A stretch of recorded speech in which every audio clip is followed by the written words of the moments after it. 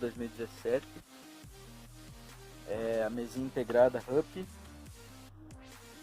caixa de direção Neco, normal, todo mundo tem.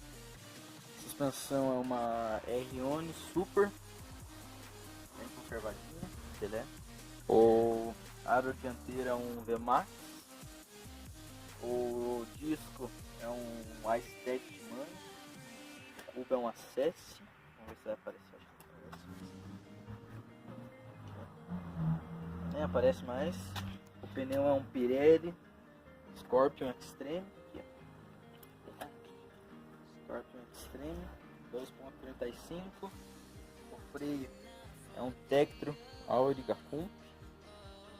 As manoplas da Hagione. O banco, o trocadorzinho é baratinho, paguei 50, sobre ruim. O banco é um Tioga. O canopy é um Gils e a braçadeira é um simplesinho. O choque é um DNM 222mm. O quadro é um Stage One Team. O pé de vela é um lado Deore. Nossa, que esse lado aqui. É um lado Deore e outro é um Alívio.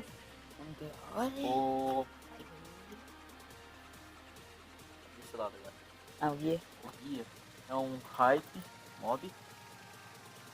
O pedal é da Bomb. O aro dianteiro é um Dipper. O traseiro é um Chaiwon 2.35. O câmbio é um Sora. Tá travado. Se quiserem que eu mostre como que trava deixe nos comentários. O cassete de 8 velocidades.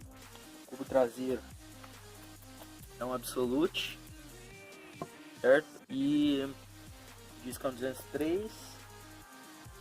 E eu acho que foi tudo. Tá aí.